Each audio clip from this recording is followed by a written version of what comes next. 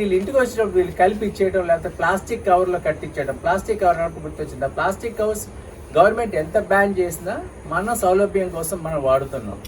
ఆ covers availability ఉంది కాబట్టి మూటలు కట్టి వేసేయడం. ఒకసారి ఆలోచించండి. వీళ్ళు రిసీవ్ తీసుకుంటే వీళ్ళకి ఇబ్బంది ఏం తెలుసా అంటే, వీళ్ళ పై అధికారులు వీళ్ళని అడుగుతారు ఎందుకు తీసుకున్నారు, వాళ్ళ పనిష్మెంట్.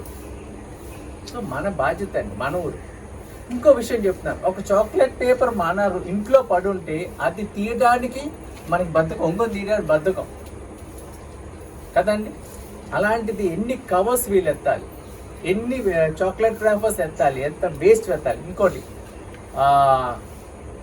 మీ ఇంట్లో చెత్త ఉండిపోయింది అనుకోండి, ఒక్కరోజు ఉన్న చెత్త ఉండిపోయింది అనుకోండి, ఒకరోజు తడి చెత్త, మీరేం చేస్తారు? దాన్ని పడుకునే ముందు ఏం చేస్తారు?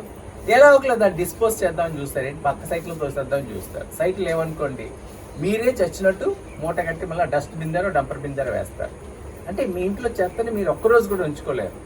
అలాంటి చెత్తని వీళ్ళు రోజు ఎత్తుతున్నారు. పైగా వీళ్ళు కూడా మనుషులే కదా. ఒక శానిటేషన్ వర్కర్ ఒకరోజు నాకు చెప్పాడు, యాక్చువల్గా సార్ ఈ చెత్త అంతా ఇలా పాడేస్తారు సార్, మళ్ళీ మేము దాన్ని సెగ్రిగేట్ చేయాలి సార్, మేము కూడా భోజనం చేయాలి కదా అన్నాడు. దాన్ని నేను టచ్ చేసింది, యాక్చువల్గా నేను టచ్ చేసింది. వాళ్ళ మనుషులే కదా. సో వీళ్ళతో సహకరింది.